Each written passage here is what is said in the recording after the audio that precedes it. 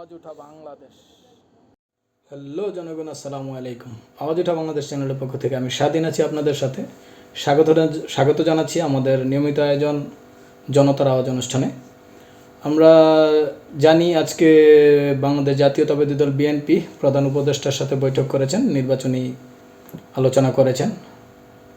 সেই নির্বাচনী আলোচনার পর বিএনপির মির্জা ফখরুল ইসলাম আলমগীর বলেছেন, প্রধান উপদেষ্টা আজকের বক্তব্যে আমরা মোটেও সন্তুষ্ট নই, আমরা বলেছি সুনির্দিষ্ট রোডম্যাপ চাই। তো এই বক্তব্যের পক্ষে বিপক্ষে আমাদের সাধারণ জনতা কি মতামত প্রকাশ করেছে সেগুলো দেখার চেষ্টা করব। আমরা যে সংবাদটি নিয়েছি সেটা চ্যানেল 24 নিউজে 8 ঘন্টা আগে প্রকাশিত একটি সংবাদ আমরা দেখতে পাচ্ছি। প্রধান উপদেষ্টার সাথে আলোচনার পর মির্জা ফখরুল ইসলাম আলমগীর যে বক্তব্য দিয়েছেন সেটা নিয়ে আমরা পোস্টটি দেখব। পোস্টটিতে দেখতে পাচ্ছি আমরা এখন পর্যন্ত 43,000 মানুষ তাদের অনুভূতি প্রকাশ করেছে এবং 8,900 মানুষ তাদের মন্তব্য প্রকাশ করেছে। আমরা সামান্য কিছু মন্তব্য পড়ার চেষ্টা করব এবং বোঝার চেষ্টা করব এটার এই বক্তব্যের পক্ষে বিপক্ষে সাধারণ জনগণ কী বলছে, সাধারণ জনতা কী বলতে চাচ্ছে, তাদের মতামত কী, সাধারণ জনতার মতামত কী। সো আমরা প্রথম দেখতে পাচ্ছি মণিমালা মণ্ডল লিখেছেন, 1 নম্বরে ছিল ফখরুল সাহেবের বাবা স্বাধীনতা বিরোধী। এটা ওনাকে ক্রিটিসাইজ করে একটা মন্তব্য করেছেন। আমরা দ্বিতীয় মন্তব্যে চলে যাব। আকরামুল ইসলাম লিখেছেন, তোমার সন্তুষ্ট অসন্তুষ্ট জনগণের কোনো যায় আসে না। এখানে আমরা যদি খেয়াল করি এটা নেগেটিভ মন্তব্য, তা বিপক্ষের মন্তব্য বলে আমরা ধরে নিতে পারি। মন্তব্য দেখব। এমডি শাহাবুদ্দিন লিখেছেন, বড় খুশি হয়েছিলাম, এখন আস্তে আস্তে বোঝরা। একটু ক্রিটিসাইজমূলক একটা মন্তব্য আমরা দেখতে পাচ্ছি। খাদিজাতুল কুবরা লিখেছেন, সমবেদনা কাকুর জন্য, একটু সুরসুরিমূলক মন্তব্য। আমরা আরও একটি মন্তব্য দেখব। মুমিনুল ইসলাম সুমন লিখেছেন, আহারে বেচারা। এটাও ক্রিটিসাইজ। মঈনুদ্দিন আহমেদ লিখেছেন, মহান আল্লাহ সন্তুষ্ট হওয়ার তৌফিক দান করুক। এমডি মুরাদ খান লিখেছেন, ফখরুল ভাই একজন প্রকৃত দেশপ্রেমিক, আপনারা কি বলেন? সবার মুখে সংস্কার, শুধু তার মুখে নির্বাচন। এটাও ক্রিটিসাইজমূলক একটা বক্তব্য। আমরা যদি আরও একটি কমেন্টস দেখি, এমডি আবদুল্লাহ লিখেছেন 5 ইয়ার্স, মানে তিনি বর্তমান সরকারকে 5 বছর সময় দিতে চাচ্ছেন। আমরা দেখলাম। এমডি ইমরান হোসাইন লিখেছেন, অতিরিক্ত ক্ষুধার্ত হলে কর্ম করে যাদের কর্ম শুধুই রাজনীতি, তাদের পেশাই হলো দুর্নীতি। এটাও ক্রিটিসাইজমূলক একটা মন্তব্য। আমরা দেখব ইঞ্জিনিয়ার এমডি শরীফুল ইসলাম লিখেছেন, যেমনটা ভারত অসন্তুষ্ট হলে বাংলাদেশ খুশি হয়ে যায়, তেমনি যেন এই সময়ে বিএনপি অসন্তুষ্ট হলে জনগণ খুশি হয়ে যায়। এটাও একটা ক্রিটিসাইজমূলক মন্তব্য আমরা দেখতে পাচ্ছি। লিজা আক্তার লিখেছেন, বিএনপি হচ্ছে আরেক ইসরায়েল, দেশের মানুষ এত শান্তিতে আছে এটা তাদের ভালো লাগছে না, বয়কট বিএনপি। তিনি এখানে বিএনপিকে বয়কটের ডাক দিচ্ছেন। আমরা আরও একটি কমেন্ট দেখব। শুভ সরকার লিখেছেন, শোনা গো আমার, ক্রিটিসাইজমূলক মন্তব্য। এখানে অনেকগুলো রিয়েক্ট আমরা দেখতে পাচ্ছি। আমরা আরও একটি কমেন্টস পড়ব। মোহাম্মদ আবু বকর সিদ্দিক লিখেছেন, আহারে বেচারা, আবারও সেই ক্রিটিসাইজমূলক মন্তব্য। আমরা আরও একটি কমেন্ট দেখব। মোহাম্মদ মিথুন লিখেছেন, তোমাদের সন্তুষ্ট করতে পারবে কেবলমাত্র একমাত্র আপা। তিনি আক্ষেপ প্রকাশ করেছেন, অনেকটা আক্ষেপ প্রকাশের মতো। আপা নেই, আমরা সবাই আপাকে মিস করি, হয়তো তারাও মিস করতেছে। এই কারণে তারা অতি তাড়াতাড়ি নির্বাচন চাচ্ছে, যেখানে দেশের সাধারণ জনগণ নির্বাচনের বিপক্ষে দাঁড়িয়েছে। আমরা যদি সামাজিক যোগাযোগ মাধ্যমে নজর দিই সেটা আমরা প্রতিনিয়ত দেখতে পাচ্ছি। সাইফুর রহমান লিখেছেন, রাজনৈতিক দলের চাওয়াকে প্রাধান্য না দিয়ে জনগণের চাওয়াকে প্রাধান্য দেওয়া হোক।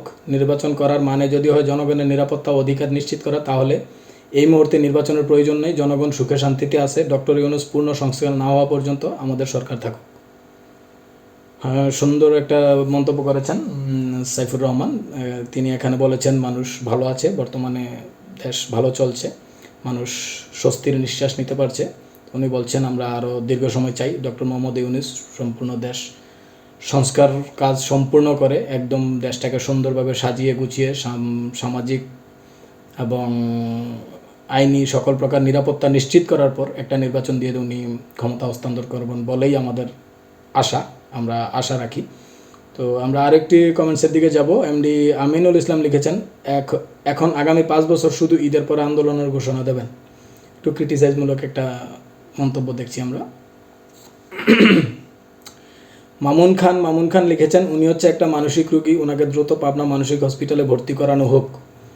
এটাও একটা ক্রিটিসাইজমূলক, অপমানমূলক মন্তব্য আমরা ধরে নিতে পারি। আলোর দিশারি তিনি বলছেন, আগে সংস্কার পরে নির্বাচন। খুব সুন্দর কথা, এটাই আমাদের সর্বপ্রথম চাওয়া ছিল। আমরা যদি 5ই আগস্টের পরে দেখি, আমরা যখন নতুন সরকার গঠন করলাম, সেই নতুন সরকার গঠন করা থেকে সর্বপ্রথম উদ্দেশ্য ছিল দেশটাকে পূর্ণ সংস্কার করতে হবে। পূর্ণ সংস্কার করে দেশের আইন শৃঙ্খলা পরিস্থিতি এবং দেশের বিচার ব্যবস্থা, দেশের শিক্ষা ব্যবস্থা, স্বাস্থ্য ব্যবস্থা, পরিবহন ব্যবস্থা, সকল ক্ষেত্রে দেশের প্রত্যেকটা সরকারি প্রতিষ্ঠানে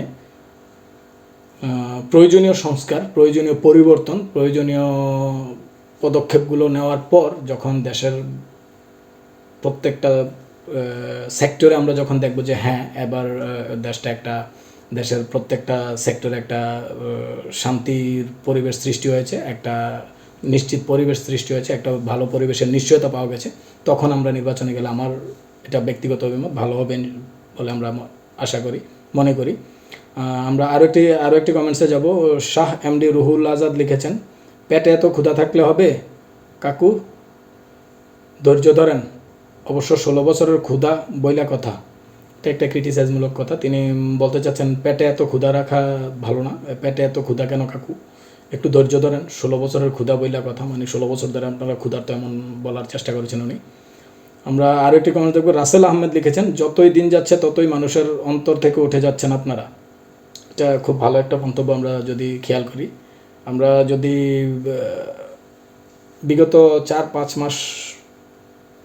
মাসের বিএনপির উচ্চ পর্যায়ের বড় বড় নেতাদের বক্তব্যগুলো আমরা দেখি এবং বক্তব্যের নিচে তাদের মন্তব্য, সাধারণ জনগণের মন্তব্য এবং তাদের রিয়াকশান যদি আমরা দেখি, সেগুলো যদি আমরা পর্যালোচনা করে আমরা দেখব ডে বাই ডে, প্রত্যেক মুহূর্তে বাংলাদেশ জাতীয়তাবাদী দল বিএনপি তারা তাদের জনপ্রিয়তা হারাচ্ছে বলে আমার মনে হয়। তারা তাদের জনপ্রিয়তা থেকে, তারা জনগণের কাছ থেকে, সাধারণ জনতার কাছ থেকে তারা দূরে সরে যাচ্ছে বলে আমার ব্যক্তিগতভাবে মনে হয় এবং সাধারণ জনগণই তাই মনে করে। আমরা দেখতে পাচ্ছি, আমরা যে বিষয়টা নিয়ে আলোচনা করি, আমরা আমাদের এই জনতার আওয়াজ অনুষ্ঠানে আমরা আলোচনা করি, বিভিন্ন সোশ্যাল মিডিয়া বা সামাজিক যোগাযোগ মাধ্যমে প্রকাশিত বিভিন্ন সংবাদের ভেতরে কি হয়, সংবাদগুলো নিয়ে মানুষ কি রিয়েক্ট করে, কি মন্তব্য করে, তারা তাদের ভাব বিভিন্নভাবে প্রকাশ করার চেষ্টা করে, সেই ভাবগুলো আমরা সামনে তুলে আনার চেষ্টা করি।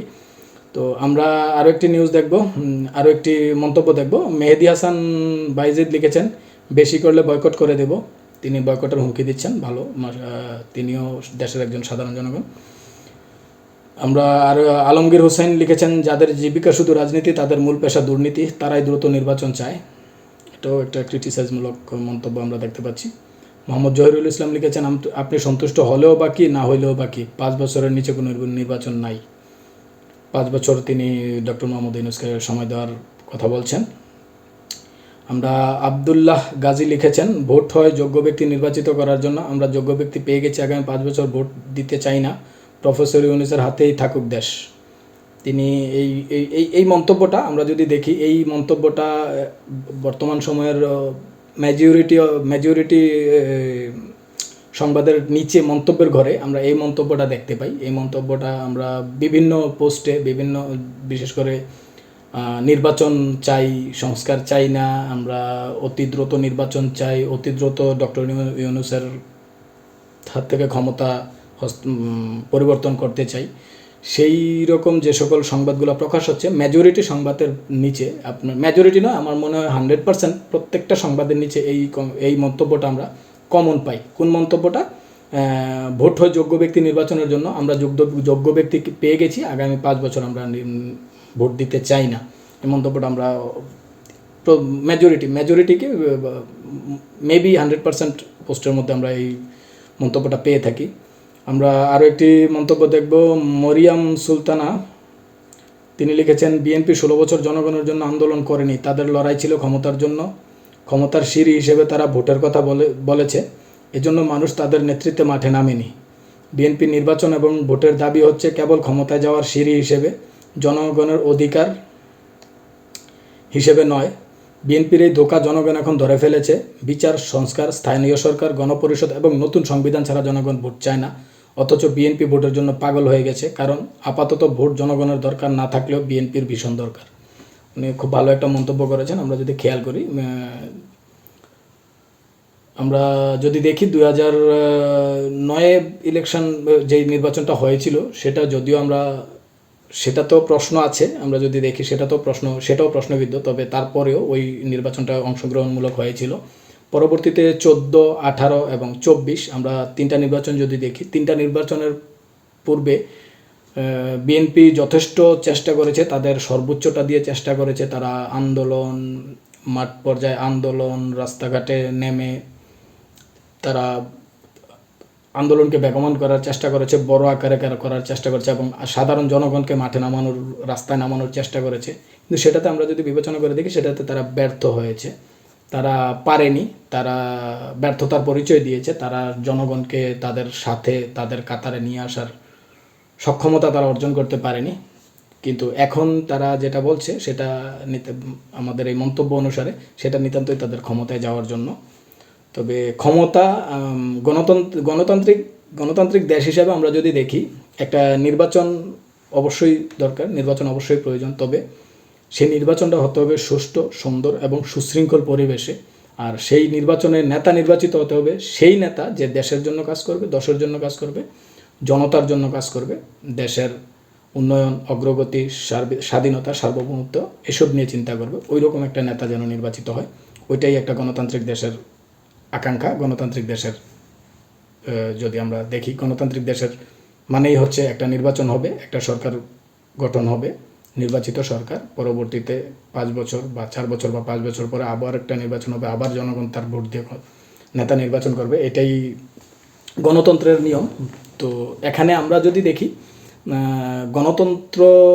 গণতন্ত্রের নিয়ম অনুসরণ করতে গিয়ে আমরা বারবার প্রতারিত হয়েছি, আমরা বারবার ধাক্কা খেয়েছি, জনগণ বারবার হতাশ হয়েছে। যখন যেই নেতাই ক্ষমতায় গিয়েছে, তারা জনগণকে ভুলে গেছে, জনগণকে বাদ দিয়ে তারা চলার চেষ্টা করেছে। সো ওই দিক থেকে যদি আমরা চিন্তা করি, তাহলে এখন আমরা যেই সরকারটা গঠন করেছি, আমরা যেই ডক্টর মোহাম্মদ ইউনূসকে প্রধান করে আমরা যে সরকার গঠন করেছি, সেই সরকারের যদি আমরা দেখি, সেই সরকারের হয়তো জনগণের ব্যালট পেপারে যেই নির্বাচন, সেই নির্বাচন হয়নি, তবে জনগণ তার সর্বসম্মতিক্রমে এই ডক্টর মোহাম্মদ ইউনূসকে ক্ষমতায় বসিয়েছেন এবং তার উপরে জনগণ আস্থা রেখেছেন, এখনও আস্থা রাখছেন।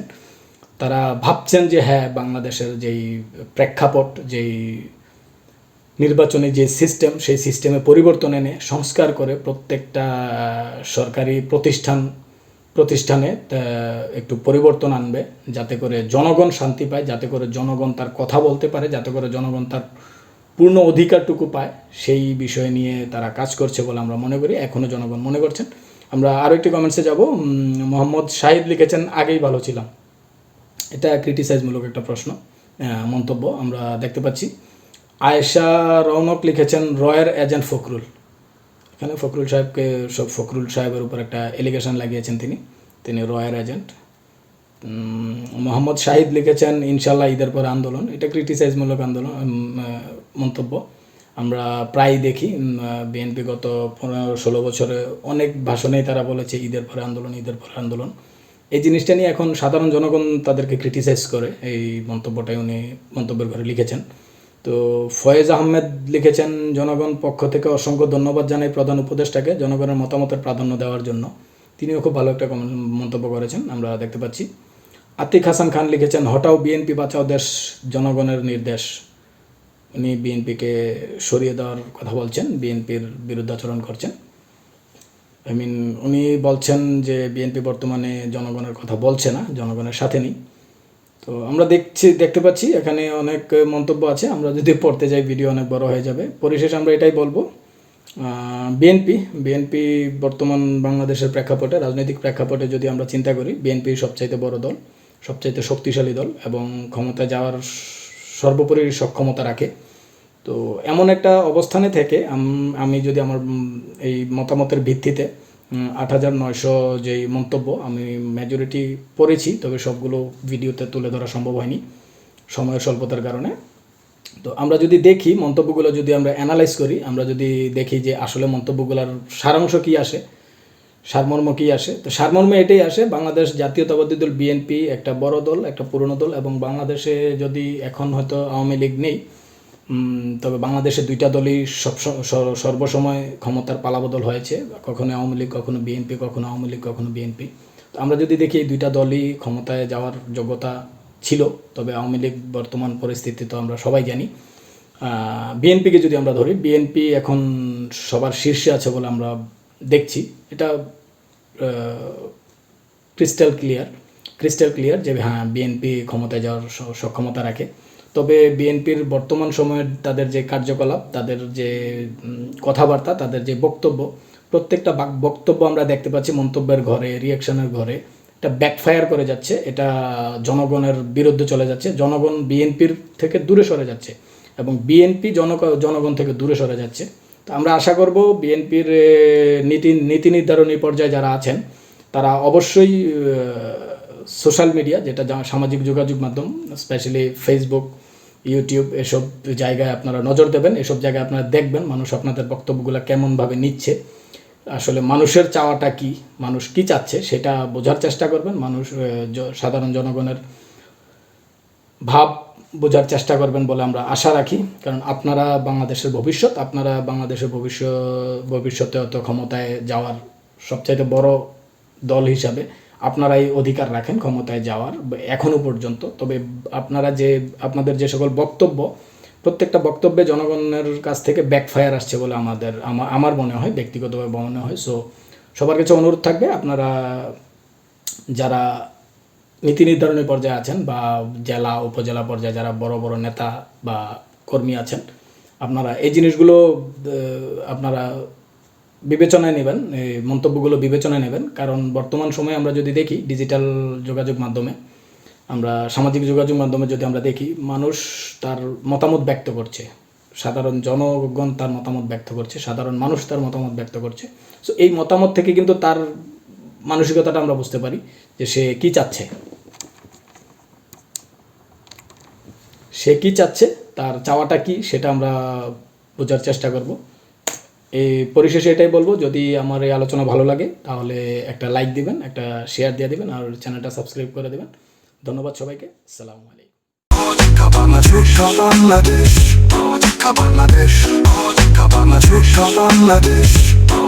বাংলাদেশ।